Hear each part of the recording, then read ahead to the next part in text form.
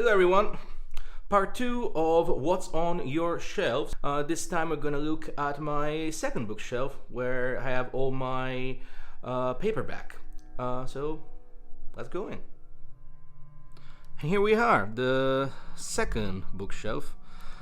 Here where I keep mostly my paperbacks and some hardbacks, as you can see. We're gonna start from the top. These three are the three bricks, as they're called. The Black Brick, which is the Golden Dawn, edited by John Michael Greer. Not my favorite edition, but it's good. It's a good reference. Then you have two of the modern editions of Magick in Theory and Practice. The Blue Brick by Jaime Beta is still the best edition, there's no denying that. And the ones by Dr. Steven Skinner that came out a few months ago. There's a full review for this on my channel, and it is a good one.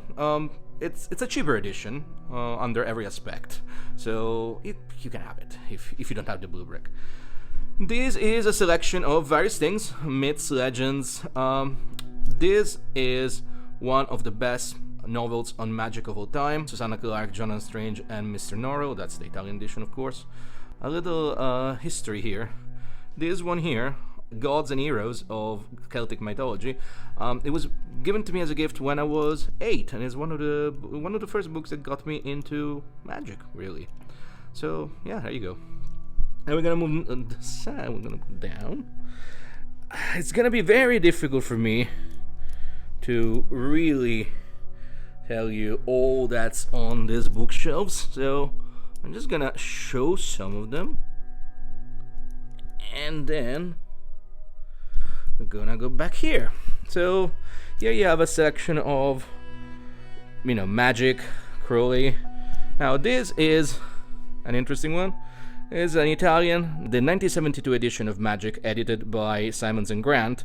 This was published by Astrolabio in the 70s, and I bought it in the 90s.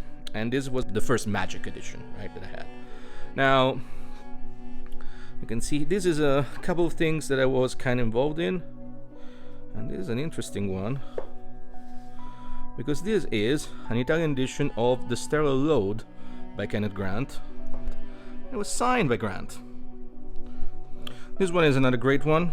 It's The Knight of Pan by Robert Palmer, and it's one of the best books on, the connections between the Book of Thought and the Book of Lies.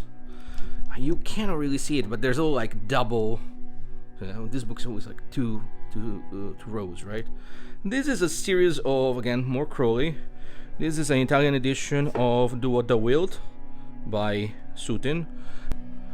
And this is interesting because, look at that, there is a XP8. That was my band, and it basically says that in Italy there's bands that are inspired by Crowley. That's it. Little nod to what I did as a musician.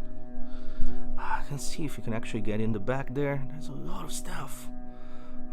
Panic in Detroit. You can't really see it. This one is a beautiful edition, Italian edition of Moonchild, and I just love the cover. This is from the 70s as well. Gonna move here. Here we have a little bit of Damien Eccles. We have a little bit of the Illuminatus trilogy. The back, you have Manly P. Hole. You have some Adam Wachter. You have some Dion Fortune.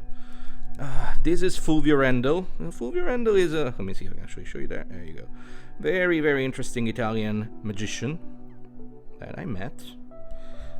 And then we're going to go. There you go. Now here we have a section of Freemasonry. I would definitely suggest.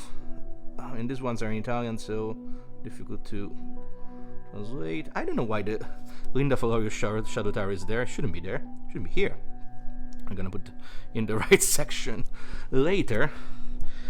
And here you have more Thelema. So I definitely don't recommend this one.